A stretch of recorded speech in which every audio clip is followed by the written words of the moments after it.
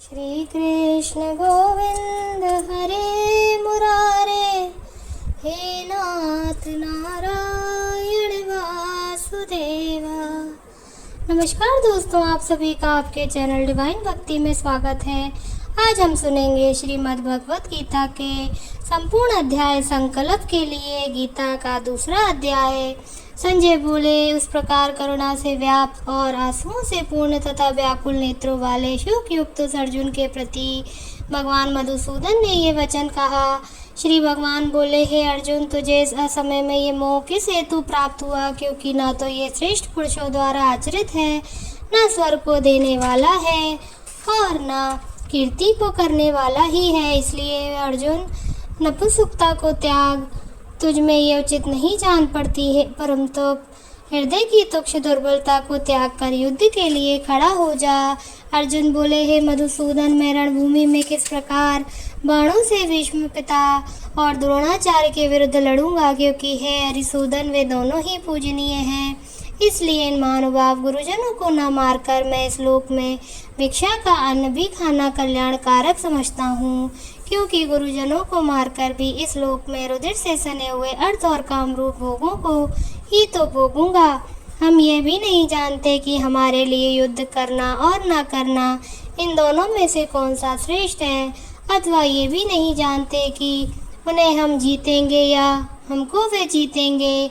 और जिनको मारकर हम जीना भी नहीं चाहते, वे ही हमारे आत्मीय धृतराष्ट्र के पुत्र हमारे मुकाबले में खड़े हैं। इसलिए कायरता रूप दोष से उपहत हुए स्वभाव वाला तथा धर्म के विषय में मोहित चित हुआ मैं आपसे पूछता हूँ कि जो साधन निश्चित कल्याणकारक हो वह मेरे लिए कहिए। क्योंकि मैं आपका शिष्य हूँ, इसलिए आपके शरण हुए मुझको शिक्षा दीजिए।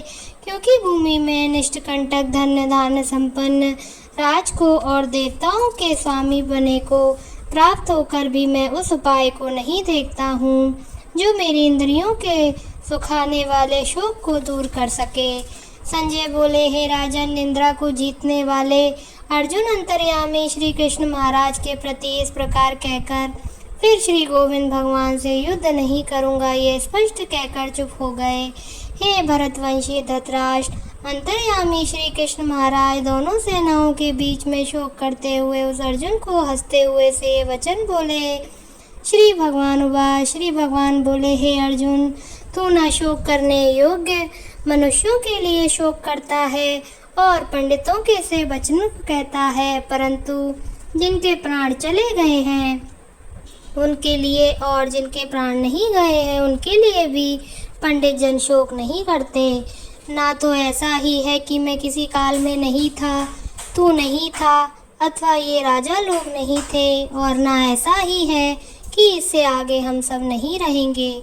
जैसे जीवात्मा की इस देह में बालकपन, जवानी और वृद्धावस्था होती है, वैसे ही अन्य शरीर की प्राप्ति होती है। उस विषय में धीर पुरुष मोहित नहीं होता। हे कुंती पुत्र, सर्दी गर्मी और सुख दुख को देने वाले इंद्रिय और विषयों के संयोग तो उत्पत्ति विनाशील और अनित्य हैं। इसलिए हे भारत, उनको तू सहन कर। क्योंकि हे पुरुष श्रेष्ठ, दुख सुख को समान समझने वाले जिस धीर पुरुष को ये इंद्रिय और विषयों के संयोग व्याकुल नहीं करते, वह मोक्ष के योग होता है।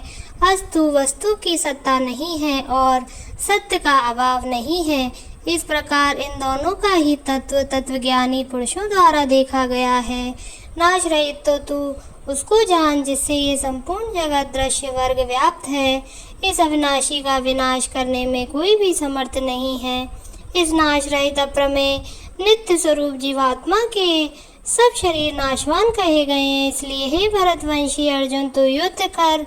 जो इस आत्मा को मारने वाला समझता है तथा जो इसको मरा मानता है, वह दोनों नहीं जानते। क्योंकि यह आत्मा वास्तव में ना तो किसी को मारता है और ना किसी के द्वारा मारा जाता है। यह आत्मा किसी काल में भी ना तो जन्मता है और ना मरता ही है, तथा ना ये उत्पन्न होकर फिर होने वाला ही है। क्योंकि यह अजन्मा, नित्य, सनातन और पुरातन है। शरीर के मारे जाने पर भी ये नहीं मारा जाता। हे प्रथापुत्र अर्जुन, जो पुरुष इस आत्मा को नाश रहित, नित्य अजन्मा और अव्यय जानता है, वह पुरुष कैसे किसको मरवाता है और कैसे किसको मारता है। जैसे मनुष्य पुराने वस्त्रों को त्याग कर दूसरे नए वस्त्रों को ग्रहण करता है, वैसे ही जीवात्मा पुराने शरीरों को त्याग कर दूसरे नए शरीरों को प्राप्त होता है। इस आत्मा को शस्त्र नहीं काट सकते, इसको आग नहीं जला सकती, इसको जल नहीं गला सकता और वायु नहीं सुखा सकती, क्योंकि ये आत्मा अच्छेद है, ये आत्मा अधा, अक्लेद और निसंदेह अशोष्य है तथा ये आत्मा नित्य, सर्वव्यापी, अचल, स्थिर रहने वाले और सनातन है। ये आत्मा अव्यक्त है, ये आत्मा अचिंत्य है और ये आत्मा विकार रहित कहा जाता है। इससे है अर्जुन, इस आत्मा को उपयुक्त प्रकार से जानकर तू शोक करने को योग्य नहीं है, अर्थात तुझे शोक करना उचित नहीं है।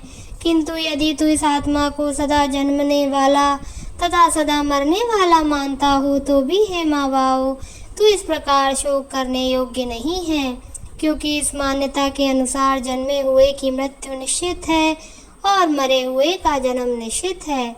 इससे भी इस बिना उपाय वाले विषय में तू शोक करने को योग्य नहीं है।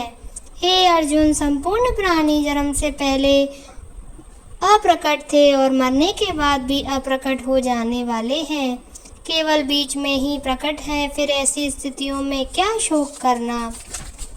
कोई एक महापुरुष ही इस आत्मा को आश्चर्य की भांति देखता है और वैसे ही दूसरा कोई महापुरुष ही इसके तत्व का आश्चर्य की भांति वर्णन करता है तथा दूसरा कोई अधिकारी पुरुष ही इसे आश्चर्य की भांति सुनता है और कोई कोई तो सुनकर भी इसको नहीं जानता। हे अर्जुन, यह आत्मा सबके शरीरों में सदा ही अवध्य है, इस कारण संपूर्ण प्राणियों के लिए तू शोक करने के योग्य नहीं तथा अपने धर्म को देखकर भी तू भय करने योग्य नहीं है, अर्थात तुझे भय नहीं करना चाहिए, क्योंकि क्षत्रिय के लिए धर्म युक्त युद्ध से बढ़कर दूसरा कोई कल्याणकारी कर्तव्य नहीं है। हे पार्थ, अपने आप प्राप्त हुए और खुले स्वर्ग के द्वार रूप इस प्रकार के युद्ध को भाग्यवान क्षत्रिय लोग ही पाते हैं। किंतु यदि तू इस धर्म युक्त युद्ध को नहीं करेगा तो स्वधर्म और कीर्ति को खोकर पाप को प्राप्त होगा तथा सब लोग तेरी बहुत काल तक रहने वाली अपकीर्ति का भी कथन कहेंगे। और माननीय पुरुष के लिए अपकीर्ति मरण से भी बढ़कर है और जिनकी दृष्टि में तू पहले बहुत सम्मानित होकर अब लघुता को प्राप्त होगा, वे महारथी लोग तुझे भय के कारण युद्ध से हटा हुआ मानेंगे। तेरे वैरी लोग तेरे सामर्थ्य की निंदा करते हुए तुझे बहुत से ना कहने योग्य वचन भी कहेंगे। उससे अधिक दुख और क्या होगा। या तो तू युद्ध में मारा जाकर स्वर्ग को प्राप्त होगा, अर्थात संग्राम में जीतकर पृथ्वी का राज्य भोगेगा। इस कारण हे अर्जुन, तू युद्ध के लिए निश्चय करके खड़ा हो जा। जय पराजय, लाभ हानि और सुख दुख को समान समझकर उसके बाद युद्ध के लिए तैयार हो जा। इस प्रकार युद्ध करने से तू पाप को नहीं प्राप्त होगा। हे पार्थ, ये बुद्धि तेरे लिए ज्ञान योग के विषय में कही गई और अब तू इसको कर्म योग के विषय में सुन। जिस बुद्धि से युक्त हुआ तू कर्मों बंधन को भली भांति त्याग देगा, अर्थात सर्वथा नष्ट कर देगा। इस कर्म योग में आरंभ का अर्थात बीज का नाश नहीं है और उल्टा फल रूप दोष भी नहीं है, परंतु इस कर्म योग धर्म का थोड़ा सा भी साधन जन्म मृत्यु रूप महान भय से रक्षा कर लेता है। हे अर्जुन, इस कर्म योग में निश्चयात्मकता बुद्धि एक ही होती है, किंतु अस्थिर विचार वाले विवेकहीन सकाम मनुष्यों की बुद्धियाँ निश्चय ही बहुत भेदों वाली और अनंत होती हैं। हे अर्जुन, जो भोगों में तन्मय हो रहे हैं, जो कर्म फल के प्रशंसक वेद वाक्यों में ही प्रीति रखते हैं, जिनकी बुद्धि में स्वर्ग ही परम प्राप्य वस्तु है और जो स्वर्ग से बढ़कर दूसरी कोई वस्तु ही नहीं है, ऐसा कहने वाले हैं, वे अविवेकी जन इस प्रकार की जिस पुष्पित अर्थात दिखाऊ शोभा युक्त वाणी को कहा करते हैं, जो कि जन्म रूप कर्म फल देने वाली एवं भोग तथा ऐश्वर्य की प्राप्ति के लिए नाना प्रकार की बहुत सी क्रियाओं का वर्णन करने वाली है, उस वाणी द्वारा जिनका चित्त हर लिया गया है। जो भोग और ऐश्वर्य में अत्यंत आसक्त हैं, उन पुरुषों की परमात्मा में निश्चित्वात्मकता बुद्धि नहीं होती। हे अर्जुन, वेद उपयुक्त प्रकार से तीनों गुणों के कार्य रूप समस्त भोगों एवं उनके साधनों का प्रतिपादन करने वाले हैं। इसलिए तू उन लोगों, उन भोगों एवं उनके साधनों में आसक्तिहीन, हर्ष शोक आदि द्वंद्वों से रहित, नित्य वस्तु परमात्मा में स्थित, योगक्षेम न चाहने वाला और स्वाधीन अंतःकरण वाला हो। सब ओर से परिपूर्ण जलाशय के प्राप्त हो जाने पर छोटे जलाशय में मनुष्य का जितना प्रयोजन रहता है, ब्रह्म को तत्व से जानने वाले ब्राह्मण का समस्त वेदों में उतना ही प्रयोजन रह जाता है। तेरा कर्म करने में ही अधिकार है, उसके फलों में कभी नहीं। इसलिए तू कर्मों के फल का हेतु मत हो तथा तेरी कर्म न करने में भी आसक्ति न हो। हे धनंजय, तू आसक्ति को त्याग कर तथा सिद्धि और असिद्धि में समान बुद्धि वाला होकर योग में स्थित हुआ कर्तव्य कर्मों को कर। समत्व ही योग कहलाता है। इस समत्व रूप बुद्धि योग से सकाम कर्म अत्यंत ही निम्न श्रेणी का है। इसलिए हे धनंजय, तू समबुद्धि में ही रक्षा का उपाय ढूंढ, अर्थात विद्धि योग का आश्रय ग्रहण कर, क्योंकि फल के हेतु बनने वाले अत्यंत दीन हैं। समबुद्धि युक्त पुरुष पुण्य और पाप दोनों को इसी लोक में त्याग देता है, अर्थात उनसे मुक्त हो जाता है। इससे तू समत्व रूप योग में लग जाए। समत्व रूप योगी कर्मों में कुशलता है, अर्थात कर्म बंधन से छूटने का उपाय है, क्योंकि समबुद्धि से युक्त ज्ञानी जन कर्मों से उत्पन्न होने वाले फल को त्याग कर जन्म रूप बंधन से मुक्त हो निर्विकार परम पद को प्राप्त हो जाते हैं। जिस काल में तेरी बुद्धि मोह रूप दलदल को भली भांति पार कर जाएगी, उस समय तू सुने हुए और सुनने में आने वाले उस लोक और परलोक संबंधी सभी भोगों से वैराग्य को प्राप्त हो जाएगा। भांति भांति के वचनों को सुनने से विचलित हुई तेरी बुद्धि जब परमात्मा में अचल और स्थिर ठहर जाएगी, तब तू योग को प्राप्त हो जाएगा, अर्थात तेरा परमात्मा से नित्य संयोग हो जाएगा।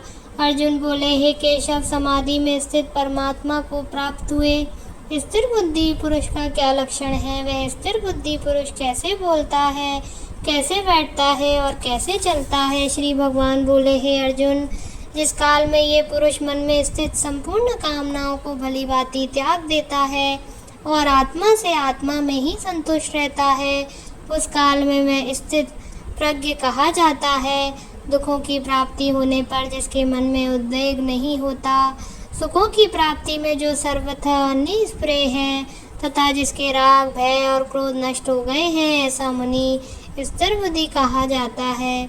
जो पुरुष सर्वत्र स्नेह रहित हुआ, उस शुभ या अशुभ वस्तु को प्राप्त होकर ना प्रसन्न होता है, ना द्वेष करता है, उसकी बुद्धि स्थिर है।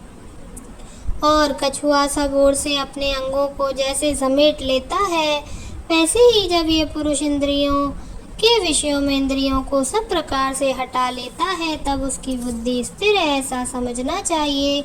इंद्रियों के द्वारा विषयों को ग्रहण न करने वाले पुरुष के भी केवल विषय तो निवृत्त हो जाते हैं, परंतु उनमें रहने वाली आसक्ति निवृत्त नहीं होती।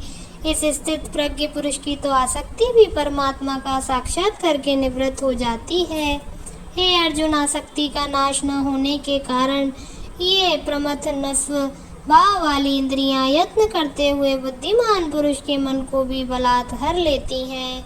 इसलिए साधक को चाहिए कि वे उन संपूर्ण इंद्रियों को वश में करके समान हित चित हुआ मेरे परायण होकर ध्यान में बैठे, क्योंकि जिस पुरुष की इंद्रियां वश में होती हैं, उसी की बुद्धि स्थिर हो जाती है। विषयों का चिंतन करने वाले पुरुष की उन विषयों में आसक्ति हो जाती है। आसक्ति से उन विषयों की कामना उत्पन्न होती है और कामना में विघ्न बढ़ने से क्रोध उत्पन्न होता है। क्रोध से अत्यंत मूढ़ भाव उत्पन्न हो जाता है।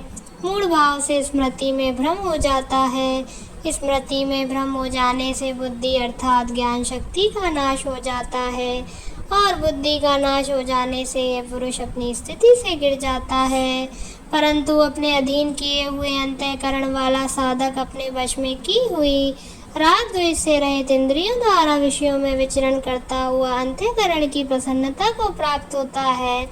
अंतःकरण की प्रसन्नता होने पर इसके संपूर्ण दुखों का अभाव हो जाता है और उस प्रसन्न चित्त वाले कर्मयोगी की बुद्धि शीघ्र ही सब ओर से हटकर एक परमात्मा में ही भली भांति स्थिर हो जाती है। न जीते हुए मन और इंद्रियों वाले पुरुष में निश्चयात्मकता बुद्धि नहीं होती और उस अयुक्त मनुष्य के अंतःकरण में भावना भी नहीं होती तथा भावनाहीन मनुष्य को शांति नहीं मिलती। और शांति रहित मनुष्य को सुख कैसे मिल सकता है? क्योंकि जैसे जल में चलने वाली नाव को वायु हर लेती है, वैसे ही विषयों में विचरती हुई इंद्रियों में से मन जिस इंद्रिय के साथ रहता है वह एक ही इंद्रिय इस आयुक्त पुरुष की बुद्धि को हर लेती है। इसलिए माँ वायु जिस पुरुष की इंद्रियों के विषयों में सब प्रकार निग्रह की हुई है, उसी की बुद्धि स्थिर है। संपूर्ण प्राणियों के लिए जो रात्रि के समान है, उस नित्य ज्ञान स्वरूप परमानंद की प्राप्ति में स्थित प्रज्ञ योगी जागता है। और जिस नाशवान सांसारिक सुख की प्राप्ति में सब प्राणी जागते हैं, परमात्मा के तत्व को जानने वाले मुनि के लिए वे रात्रि के समान है। जैसा नाना नदियों के जल सब ओर से परिपूर्ण अचल प्रतिष्ठा वाले समुद्र में उसको विचलित ना करते हुए ही समा जाते हैं, वैसे ही सब भोग जिस स्थित प्रज्ञ पुरुष में किसी प्रकार का विकार उत्पन्न किए बिना ही समा जाते हैं, वही पुरुष परम शांति को प्राप्त होता है, भोगों को चाहने वाला नहीं। जो पुरुष संपूर्ण कामनाओं को त्याग कर ममता रहित, अहंकार रहित और स्पृहा रहित हुआ विचरता है, वही शांति को प्राप्त होता है, अर्थात वह शांति को प्राप्त है। हे अर्जुन, ये ब्रह्म को प्राप्त हुए पुरुष की स्थिति है। इसको प्राप्त होकर योगी कभी मोहित नहीं होता और अनंत काल में भी इसी ब्राह्मी स्थिति में स्थित होकर ब्रह्मानंद को प्राप्त हो जाता है। अतः तत्सति श्रीमद्भगवद्गीतासु उपनिषत्सु ब्रह्म विद्यायां योग शास्त्रे श्री कृष्ण अर्जुन संवादे सांख्य योगो नाम द्वितीय अध्याय समाप्त।